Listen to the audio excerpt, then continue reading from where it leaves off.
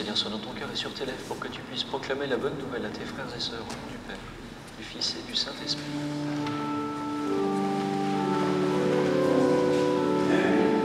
Gloire au Christ, sagesse éternelle du Dieu vivant. Gloire à toi, Seigneur. Dieu a tellement aimé le monde qu'il a donné son Fils unique, afin que ceux qui croient en lui aient la vie éternelle. Gloire au Christ, sagesse éternelle du Dieu vivant. Gloire à toi, Seigneur.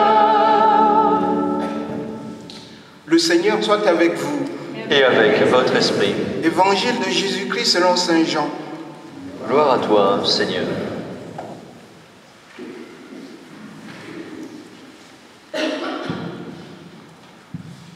Comme la Pâque juive était proche, Jésus monta à Jérusalem.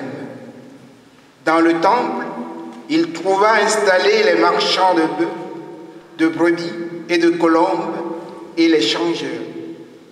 Il fit un fouet avec des cordes et les chassa tous du temple, ainsi que les brebis et les bœufs. Il jeta par terre la monnaie des changeurs, renversa leur comptoir et dit aux marchands de colombes: enlevez cela d'ici. Cessez de faire de la maison de mon Père une maison de commerce. Ses disciples se rappelaient qu'il est écrit: l'amour de ta maison fera mon tourment. Des Juifs l'interpellaient: quel signe peux-tu nous donner pour agir ainsi? Jésus leur répondit: détruisez ce sanctuaire et en 3 jours je le relèverai. Les Juifs lui répliquèrent: il a fallu 40 ans pour bâtir ce sanctuaire et toi, en 3 jours tu le relèverais? Mais il lui parlait du sanctuaire de son corps. Aussi, quand il se réveilla d'entre les morts, ses disciples se rappelaient qu'il avait dit cela. Ils crurent à l'Écriture et à la parole que Jésus avait dite. Pendant qu'il était à Jérusalem pour la fête de la Pâque, beaucoup crurent en son nom, à la vue des signes qu'il accomplissait. Jésus, lui, ne se fiait pas à eux, parce qu'il les connaissait tous et n'avait besoin d'aucun témoignage sur l'homme. Lui-même, en effet, connaissait ce qu'il y a dans l'homme.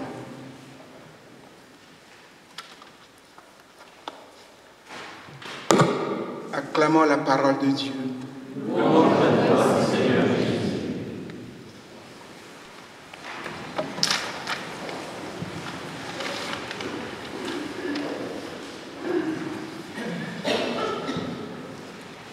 Hier, les jeunes de l'aumônerie étaient en pèlerinage à Chartres.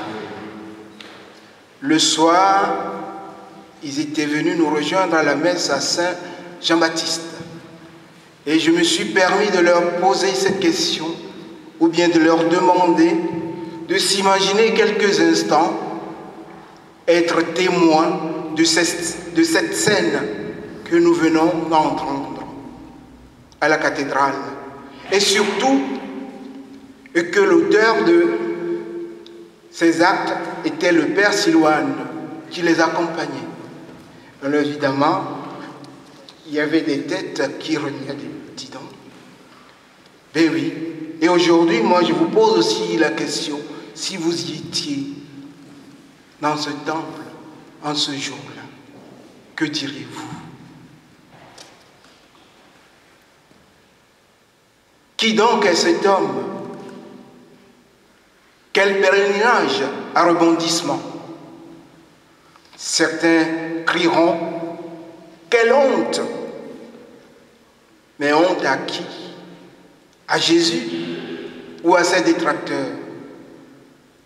Déconcertés, les apôtres comme les disciples? Je crois ne devait pas trop savoir à qui se fier, à la tradition ou à Jésus.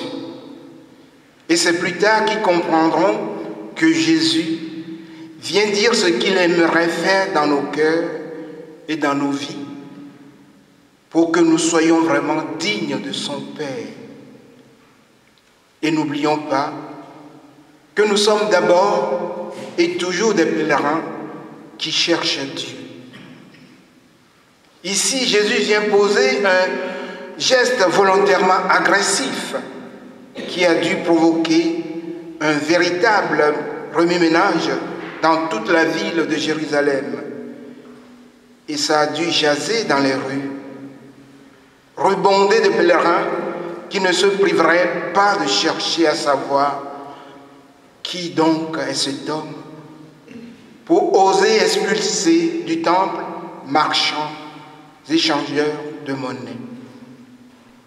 Ce qui rendait l'attitude de Jésus encore plus marquante, c'est qu'il n'était ni une autorité religieuse comme les pharisiens, les sadducéens ou les scribes, ni une autorité civile ou administrative, et encore moins un agent de sécurité attaché au service du temple.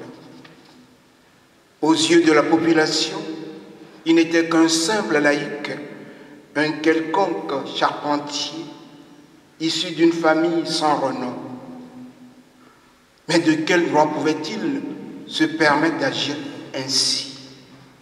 Un geste provocateur. Pour répondre à cette question, il faut se rappeler ce qui se passait au temple, surtout au moment de la célébration de la fête de Pâques.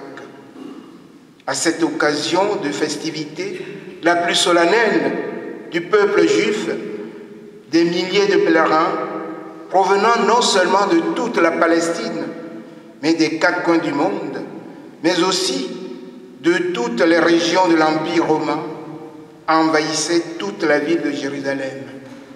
Et chacun devait, selon ses moyens, offrir des sacrifices d'animaux, des bœufs, agneaux. Pour les plus pauvres, ils offraient des colombes.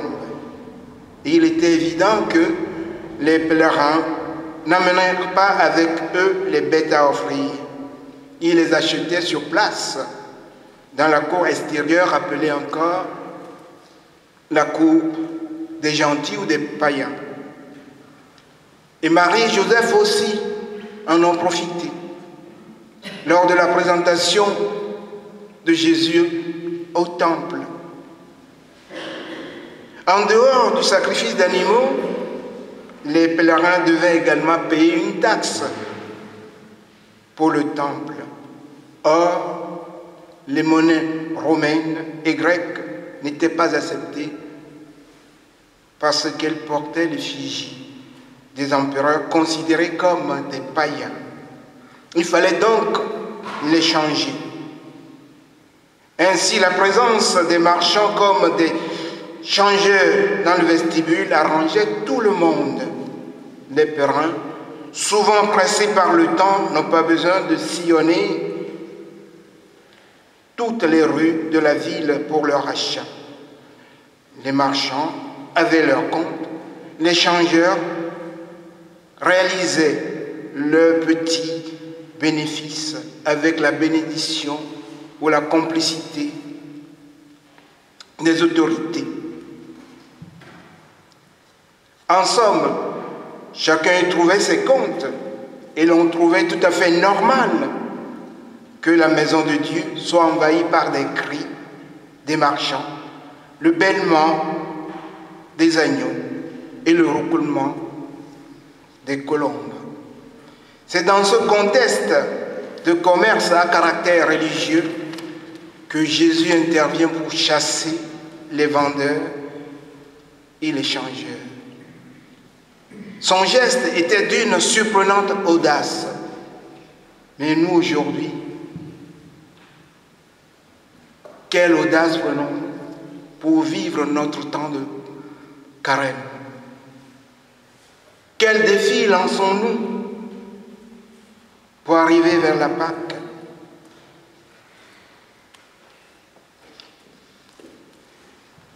Alors, le plus curieux, c'est cette phrase que Jésus prononce pour se justifier devant les autorités indignes.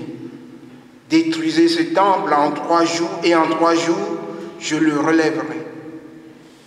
Le malentendu est total, surtout lorsqu'on sait qu'il a fallu 46 ans pour bâtir ce lieu saint qui faisait l'orgueil de la nation. Il nous faut dépasser les limites de l'incident pour aller au fond de la pensée de Jésus.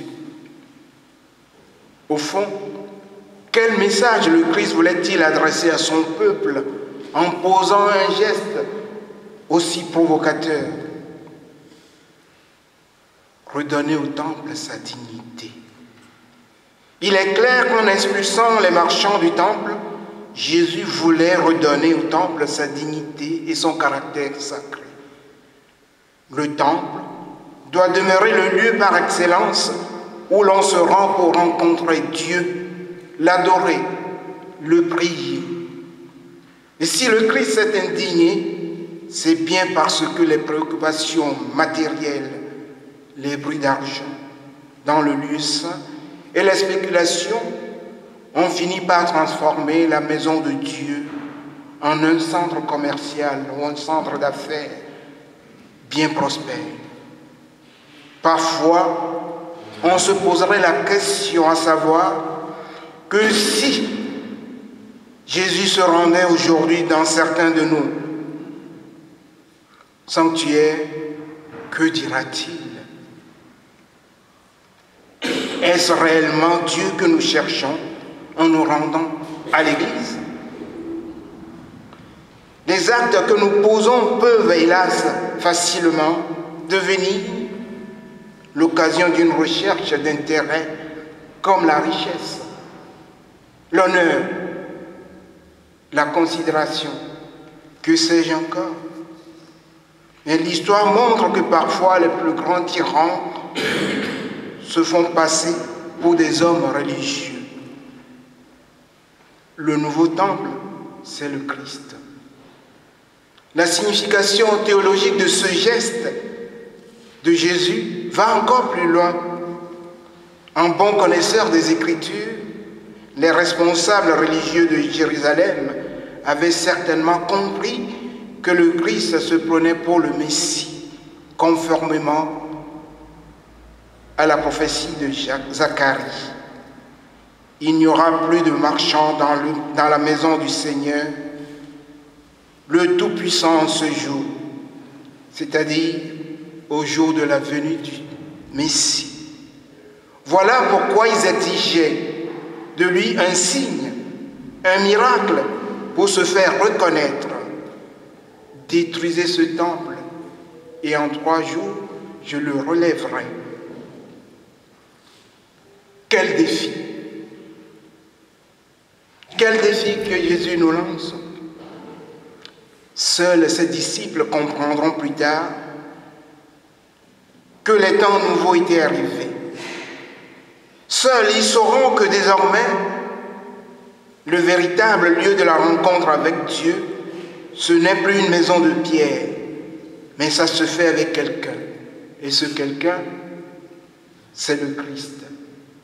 Seuls, ils sauront que le vrai sacrifice que Dieu attend de l'homme, ce ne sont plus des bêtes de substitution, mais l'offrande de soi-même en hostie vivante. Le nouveau temple, c'est le Christ lui-même. Dieu, il se laisse découvrir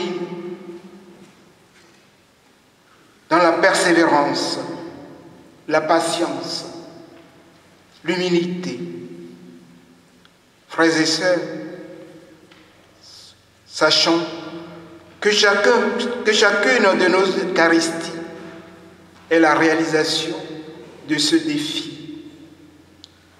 Heureux ceux qui savent accueillir vraiment cette présence inouïe de Dieu dans leur vie. Amen.